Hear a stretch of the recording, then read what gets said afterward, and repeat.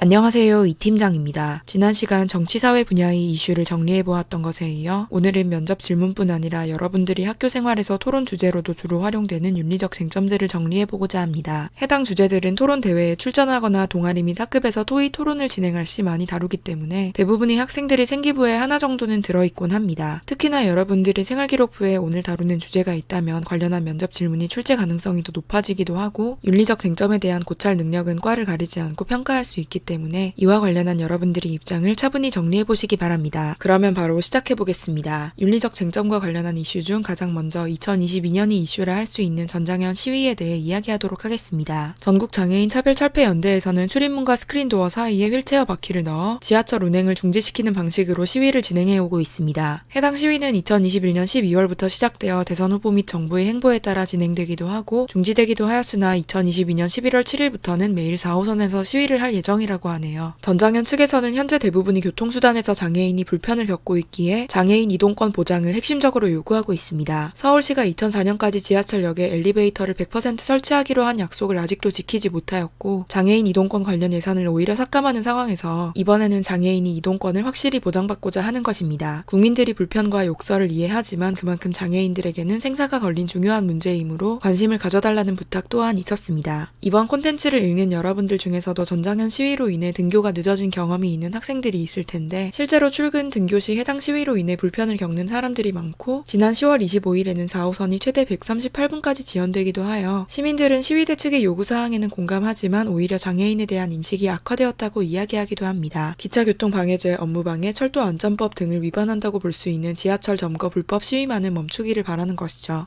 전장현 시위와 관련해 출제 가능한 예상 질문으로는 첫 번째로 여러분들이 전장현 시위에 대해 어떻게 생각하는지, 두 번째로 장애인이 이동권을 개선하기 위해 어떤 노력이 필요한지 등이 있겠습니다. 두 번째로 다룰 윤리적 쟁점은 낙태금지법입니다. 헌법재판소는 2019년 형법 제269조 1항과 형법 제270조 1항이 헌법에 불합치한다고 판결하였습니다. 이후 2020년 12월 31일까지 개정 법안이 발의되지 않아 2021년 1월 1일부로 해당 조항이 효력이 상실되어 현재는 법률 공백 기간입니다. 낙태와 관련된 모든 법안이 무효인 것은 아니며 다른 형법 및 모자보건법이 적용은 계속 받고 있습니다. 올해 미국에서는 낙태를 헌법 기본권에서 배제해 임신 중단 금지 여부를 각 주에서 판단하게끔 하여 낙태권과 관련한 시위가 발생하기도 하였고 이렇듯 낙태와 관련한 문제는 전 세계적으로도 민감한 이슈라 할 수 있습니다. 가장 크게 대립하는 가치는 여성의 자기 결정권과 태아의 생명권이며 임신은 남성과 여성 모두의 책임이지만 현실적으로 대부분의 경우 여성만이 처벌받기에 불합리하다는 비판 또한 있습니다. 낙태금지법과 관련해 출제 가능한 예상 질문으로